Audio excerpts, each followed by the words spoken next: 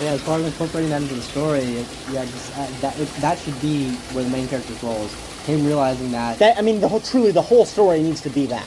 That needs to be the point of the whole story. Every single word, every single line of the story needs to be about hammering those feelings home. Yeah, and so the idea would be everyone else is seeing the orb for the first time, or it's been a few years or whatever, and they've seen the simulation, and they're going insane, and they don't know how to handle it. And so here's this guy he's been struggling to handle it for the last 50 years or whatever, or however long he's had it, and they haven't.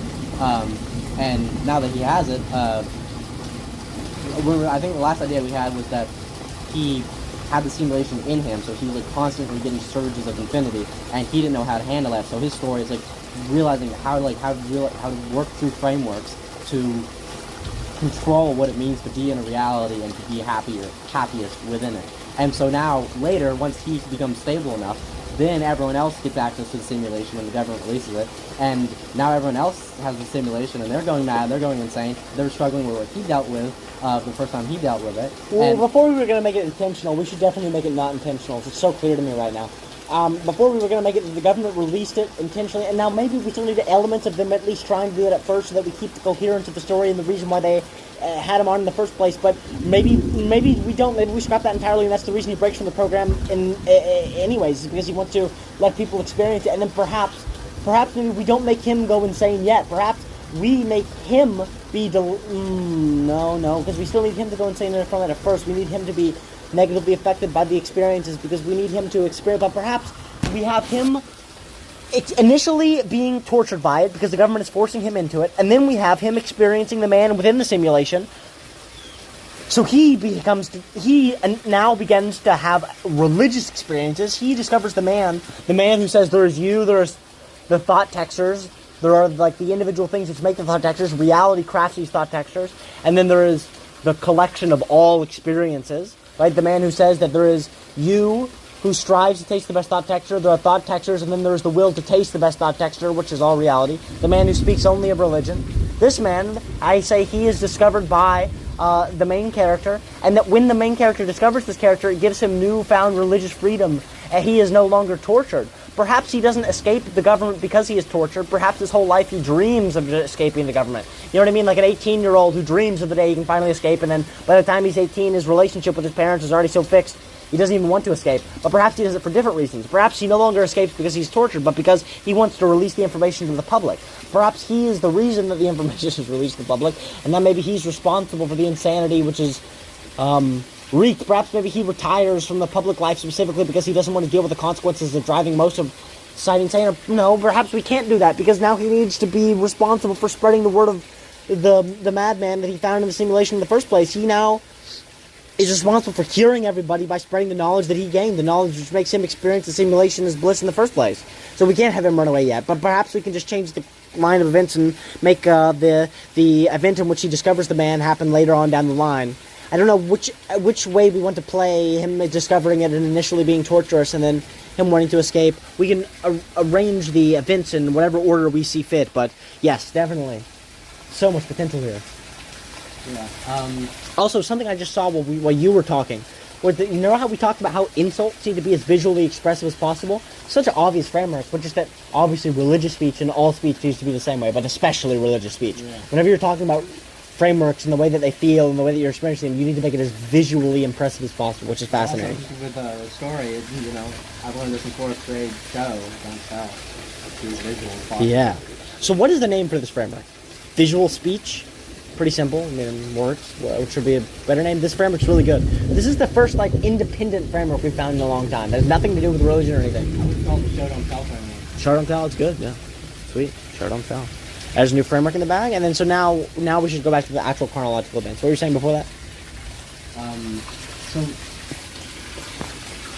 you're saying he's the one that releases it to the public at the beginning, and he's been a part of this project for a long time. He sees it's unethical for the government to have kept. I was saying any combination of you have him at the beginning, and he's initially tortured. I think I definitely want that. I definitely want that to say I want him to be like a child who the government has raised his entire life. I want it to have the tone of Evangelion.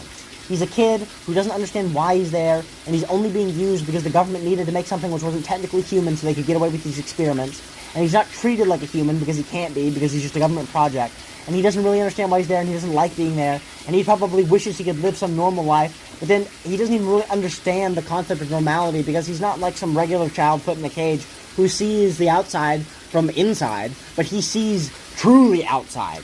He doesn't just see outside the barrier of his facility, he sees outside the barrier of dimensions. He sees literally all the different lives that you could possibly lead. To him, there probably is no even concept of normality left. It's all been shattered. You know what I mean? I guess he probably wishes he could live just like some Earth kid, but he's probably seen even better lives than Earth kids. He's probably experienced heavens. He probably doesn't even want that. His whole life and perspective has probably been ruined, and he probably wishes he could just have a normal perspective. You know what I mean? He wishes he could forget everything he's learned here and just go back to the perspective of a normal child. And that's what the first, 14, 18 years of his life should be that we should write about. They should just be relatively hellish, angsty teen experiencing infinity through the forced lens of the government. But what does that actually look like? Is it him screaming? Not screaming, but literally, if you'd go over his metacognitive experiences of different realities. Yeah. Which is a great, tool to experience religion, right? Most people do. Most people would experience their lives, and they would experience their lives as hell. And that's basically what he's doing. You know what I mean? He's experiencing all of these lives as hell. He's experiencing, he is like a mini god, right? He's experiencing all of these people's lives, and he can serve for us as a conduit, as the unexperienced religious person experiencing lives. Because he has no way to interact with them. So he'll just be like the average, he'll be like a kid experiencing life and hating it, like most people, you know what I mean? And he can literally experience adult lives and hate it from the perspective of a kid. And so after that, he's not a big fan of the simulation, and he's got all of it. Not a big fan, but then he stumbles across the one dude. So he learns about the one dude, then he learns from that experience, and then I guess he maybe frameworks that on his own in his off time when the government gives him free time in his box or whatever. I don't know how hellish is his living conditions exactly. I mean, that obviously no clue yet. That's completely up to how we want to write it and how it comes out on paper as we're writing it, because that really is something that would be decided now. But it's something like, I think, they're not trying to torture him. I would say you even make the guards and stuff nice. Like, they shouldn't be mean, but it's a futuristic, technologically advanced society. They can give him like a penthouse and stuff. Exactly, yeah. They shouldn't be. It's not a cage. He lives in the most luxurious conditions. He can eat whatever he wants. They give him fruit and technological access, and he gets to watch everyone. Like, I think that's what the tone it should be. Like they should be trying to be friendly to him, but also be like, son, you're the future of humanity. You are the God Project. We depend on you. But that penthouse turns into just a miserable... into his hell. Place. Yeah, and not just the penthouse, but the idea that not only is he stuck within the penthouse, but that also that he doesn't even like dimension diving. Right? That's another hell. He's not just trapped inside. He has more freedom than any human being could ever imagine, and he just wishes he could shut it off. That's a very interesting parallel between... There's this other world, and there's this world, and I can't find enjoyment in any of them. And we just wish we could escape to the infinity, yeah. It's the exact opposite perspective. And, okay, so from that, he eventually he meets the guy. Well, no, the guy is the stabilization point, I think. And maybe we make it where he goes through, he's had our type of religious journey, or it's just very off and on, and he has points where he's like, I finally enjoy reality, and then he gets struck back down, and he's like, I fucking hate all of you, I just want to kill you. Well, he learned some lessons here and there, but finally, this one dude who figured out in the simulation, and he's like, oh my god, this guy got and then this maybe one we dude. see a scene where, he's at his house, and he's, writing all this down and stuff, and you see him, writing the hand and stuff. Not even writing it down, I think, as much as you see his angst finally turn into happiness. And I would say you could even do these scenes as reactions from the guards, even. It's being like, what has gotten into him? Something is wrong. We don't... it's good that he's happy, but we don't know what's happening. This is not good. Yeah, when you're depressed watching Infinity for 20 years, and then all of a sudden you just have a big smile on your face. What does he know? Exactly, yeah. And maybe we even make it where, the guards can, watch, but they couldn't experience. So maybe all that the guards see is just someone meditating in a room, and that's all they see, and then the kid experiences it all. He's hooked. He's the first one who gets hijacked into the machine, you know what I mean, from birth. So he's the only one that can actually experience that simulation, and he experiences what that man meditating experiences. And then suddenly you just see his face light up with a gigantic smile. And then from here we can write it however we want. But like I said, I don't even know if that's how we should play it, because if we play it that way, where when he's 18 he experiences the man, then you have to make it where the guy can never dip out of the public life. Maybe that's fine. Maybe we make it where he never does dip out of the public life. Maybe we make it where, Like his whole thing, or maybe he does have to dip out of the public life only to run away and try and post all this on the internet. So maybe the government finally is like, listen, we're not going to kill you for treason. We know you released government secrets, and you even put out a fucking pirate link on the internet to where people could clone their own infinity, which went horribly wrong and killed like 50% of the fight. Maybe that's what he's doing. He runs away to basically build Yeah, this is his own- perfect, dude. He literally runs away to try and expose humanity to what he's seen, and they can't take it. Yeah, and to build his own infinity and like distribute it to the rest of the galaxy or whatever. Yeah, and he has to try and stay away from the government, which means it's not easy to publish his religious beliefs or anything. Yeah. And from there, he has, I guess, with selling it or with distributing the simulation, he has to teach people how to use it in the frameworks that he's learned. Dude, you could even do... This is what it was going to be before, I think. You could have 3 different characters, where you have initial stage, which is the torture guy. Then you have the middle stage, which is Xathix explaining the entire religion. And then you have a third stage, which is the kid, now all grown up, understanding his place in the world, releases the information. And then you have a fourth act, which is a different guy in the world. So now maybe the government kills him or puts him on ice or puts him in prison actually now after he does treason and releases the government secrets. And now you have a fourth stage, which is just some other guy in the world trying to come to terms with it. I do think that's too many layers, though. But it is weird if you have a guy who is like God and you're trying to explain the religion. I guess you could have him have like an apprentice or something, like someone. But then that gets even weirder than just having a fourth layer.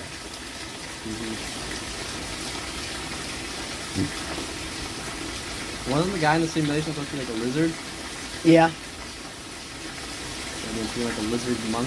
He doesn't need to be, but my initial take wasn't that he was going to be meditating. My initial take would be that he was a guy in the middle of like a world war or intergalactic war. That's what we were talking about in the beat. Interesting. That was whenever me and Ryan got into hallowed argument.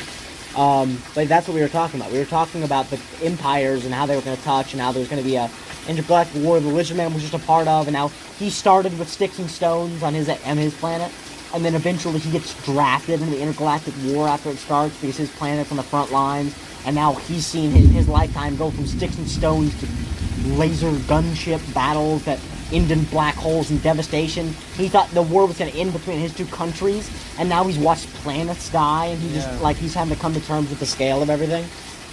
And would the story be like maybe like would it be during the war or after the war? We have to like deal with it. I mean, dude, we really could do an insane like we could do a 3-parter, which has the Lizard Man going through his intergalactic war, him dealing with the scale of that. Then you have the kid, his whole life experience. You could even just ice him after he releases the government secrets. Just have the government kill him, which is a great spin, a great Banksian spin. Yeah. Then from there, you jump. So you have the kid, you have the religious guy who the kid meets before he gets iced. Then after he gets iced, you have the kid, you have the lizard. The lizard's the one who explains the religion to the kid through the simulations. And then you have the final part being the person who is like, his role is to explain the like moral degeneration of our society, where like we don't understand the weight of what we're given. We throw away and commoditize the beauty of being alive in this particular time period, and that's what his society does whenever they experience infinity, and they're just like, it's all meaningless. Everything that we experience is just futile struggling of everything. Just Schopenhauer? Yeah, exactly. Just Schopenhauer. And basically, so then you have the beautiful 3-part act of like, you have the war, then you have the torture from the government, and then you have, finally, the average person in society coming to terms with religion and watching society collapse. Dude, what the fuck? I mean, this is literally like a sci-fi story that could be like an epic. So do the lizard people, they also have an interaction with infinity or something? No, they have no clue they're infinity other than the one lizard man. Yeah. And he doesn't understand he's in a computer. He just understands exactly what we understand. So does religion not exist at all in the galaxy? Like, no, I'm sure they've got their own weird Christian bullshit. Yeah. You know what I mean? You could even maybe throw in the lizard guys are Earth, or which wouldn't be good. You only have one people being Earth. Maybe the lizard guys are Earth, or maybe the simulation people are Earth. I would say we stick with the simulation people being Earth. That way you have the 2 other characters being Earth. That makes a lot more sense to me. Yeah, I would say if you're in the simulation, you should not be Earth. Yeah, exactly. Well, if the simulation, if the people in the simulation were going to be Earth, then you would have to make it where the people outside the simulation were absolutely not Earth. It just feels like why, like if you're in a simulation, It does. It all feels terrible. infinity, and it's like, oh, it's our planet. What is that doing, man? It does. It feels terrible. But so we have the initial planet being Earth, and then we have the lizard people being on Zyklon B or whatever the fuck, and yeah, I mean, you can tell entertaining action, Yeah. religious development of a man in war who is developing a purely materialist religion, which is what we were doing at first. You have a version of God as a child dealing with the horrors of himself. You have A galactic apocalypse when the psychedelic infinity is distributed digitally. that is supposed to mimic our current time, and it's supposed to speak about the ails of just living in current society with technology. Like, dude, we're not going to pull this off, but if we did, this could literally be the best book ever. Yeah. And what is this? We could condense this down to a 5-minute video, but like that'd be very, very hard. Well, this will be a million 5-minute videos. We'll be remaking this into 5 and 10-minute videos until the day we die. That's the whole point. Beautiful. I could see, like, as we were talking about the story, I could see a swirl, and then another swirl, and another swirl turn into a triangle of the story. Yeah. Yeah. God, it bleeds. It all bleeds so perfectly together. Jesus. Scary. Like, we feel back on track. Perfectly now. Why at the end of the summer, goddammit? Make the phone about to explode. Yeah, for real. I would not be surprised if it said in 3, 2, 1, the government will sell. Like, I had to throw it in the yard like a shrapnel bomb and watch it explode. Alright, you got your video out, the lightning strikes us and kills us.